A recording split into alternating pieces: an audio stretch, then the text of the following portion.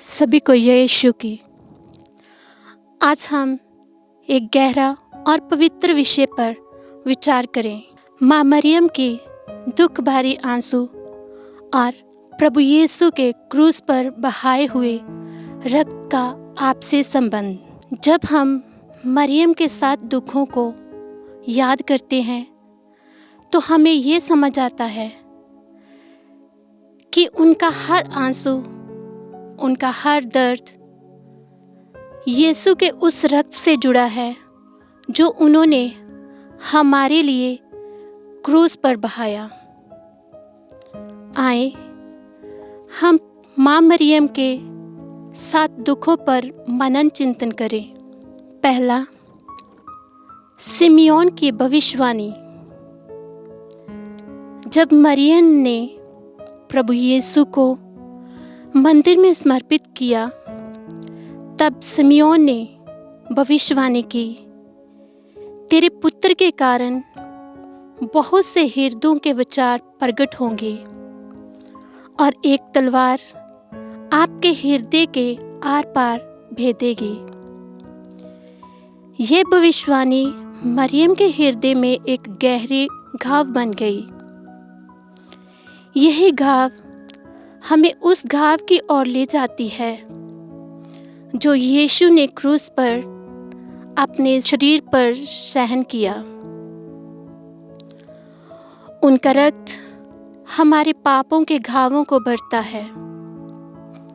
दूसरा, मिस्र देश में जाना। जब हेरोदिस ने यीशु को मारने की कोशिश की तो मरियम और यूसुफ को रात में भागना पड़ा। माँ का हृदय अपने बच्चे के लिए भय से भरा था। यही भय हमें यीशु के उस रक्त की ओर ले जाता है जो हमें शाश्वत सुरक्षा देता है। तीसरा, यीशु का खो जाना। जब यीशु 12 वर्ष में यरूशलेम में गुम हो गए तो मरियम ने 3 दिन तक उन्हें ढूंढा। उनका हृदय निराशा और चिंता से भरा था।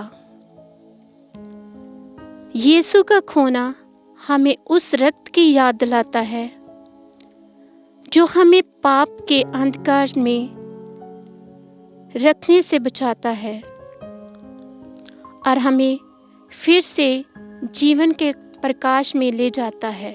चौथा, मरियम का यीशु को क्रूस पर देखना। जब मरियम ने अपने पुत्र को क्रूस पर लटकते हुए देखा तो उनका हृदय फूट पड़ा। ये समय हम यीशु के रक्त की गहराई देखते हैं जो उन्होंने हमारे लिए बहाया। हर बूंद रक्त में मरियम का आंसू, उनका प्रेम और उनका दर्द समर्पित है। वे रक्त हमें क्षमा, शांति और पुनरुत्थान की उपहार देता है। पांचवा, यीशु के शरीर को मरियम की गोद में रखना।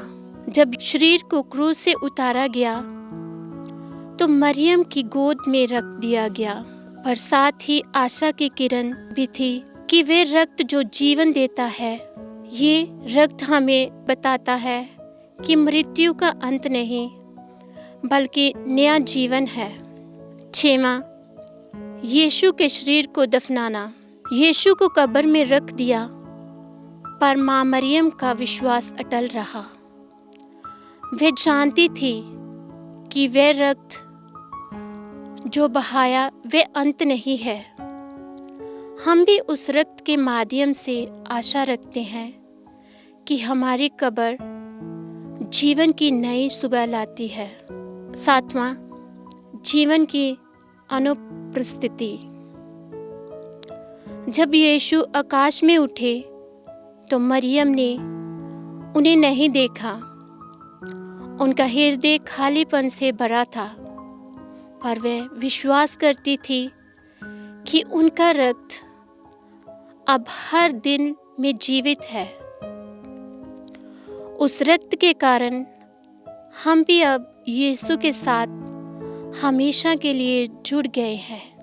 मरियम के साथ दुख हमें ये सिखाते हैं कि उनका हर आंसू, उनका हर दर्द यीशु के बहाए हुए रक्त से जुड़ा हुआ है। ये रक्त ना केवल हमारे पापों को धोता है, बल्कि हमें मरियम की तरह आशा, विश्वास और प्रेम से भर देता है।